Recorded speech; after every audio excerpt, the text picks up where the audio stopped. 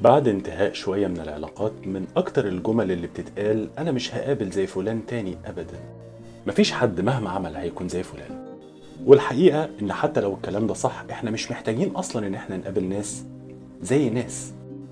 مش محتاجين نسعى ونجاهد ونتعب علشان نحط ناس مكان ناس. ده مفهوم غلط جدا أصلا. على فكرة، ممكن نحط ناس بدل ناس في مكان مختلف، ياخد مساحة مختلفة، ياخد مكان مختلف تماما. وممكن المكان الجديد ده يكون أجمل من اللي انت عشته قبل كده.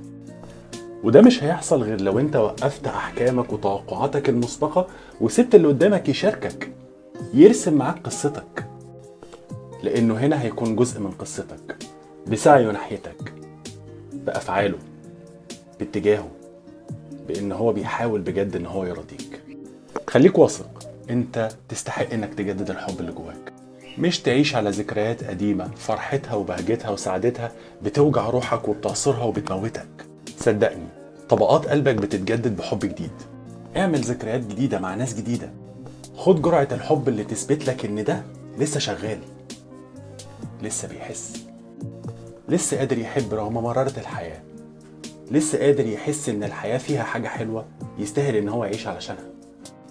لسه الحياة تستحق ان احنا نعافر ونحارب قدامها علشان هي فعلا تستاهل انها تتعاش. الحب هو سبب وجودك، وهو طريقك، وهو حياتك. بس خلي بالك، الحب مش سبب كافي ابدا ان احنا نكمل ابدا. الحب مش سبب كافي لاي حاجة.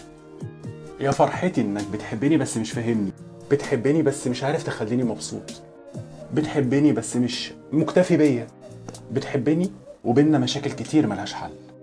ومفيش حاجة اسمها لو بيحبك مش هيعمل كذا وكذا وكذا، اصل هي مش قواعد. لعلمك، اكتر ناس ممكن تقرفك في عيشتك وفي حياتك هما اللي بيحبوك وانت بتحبهم. الحب مش كفاية ابدا. التفاهم اهم من الحب، الامان اهم من الحب، الثقة اهم من الحب، انك تبقى مطمن ان مش هيتغدر بيك وتتساب مع اول مشكلة اهم من الحب، انك تبقى نايم وعارف انك ولا هتتخان ولا هتتهان اهم من الحب.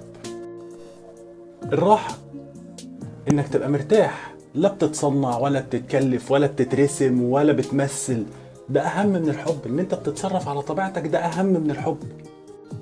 الحب مشاركة مش امتلاك. الحب انك تشاركني حياتي واشاركك حياتك، احنا الاتنين سوا سوا. الاهتمام اهم من الحب، الاحترام اهم من الحب. الحب ان انا اكون معاك طول اليوم، تحسسني بوجودك، مش تيجي تفتكرني في اخر يومك. التفاهم اهم بكتير قوي من الحب. الناس اللي يقدروا يوفروا لينا حياة هادية لطيفة فيها تفاهم وامان وراحة، عارفين تفاصيل يومك وانت عارف تفاصيل يومهم، هم دول اللي يستاهلوا الحب. هم دول اللي هنكمل بيهم